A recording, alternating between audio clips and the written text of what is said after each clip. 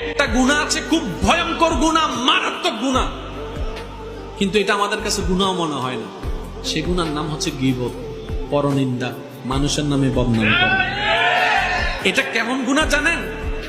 গুনার পাল্লা তো বাড়ি করবেই করবে, নেক আমল যা আছে সেগুলোকে আস্তে আস্তে খেয়ে ফেলবে। তাহলে নেক আমলও কমাই দিচ্ছে, গুনাহও বাড়াই দিচ্ছে।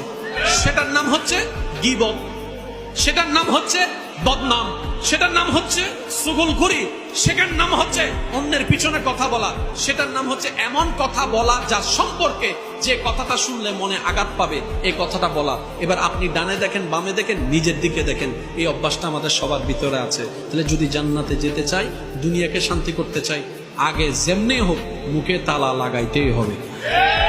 যে আপনাকে মসজিদে না নিয়ে মেলায় নিয়ে যায়, ঠিক কিনা কথা বলেন?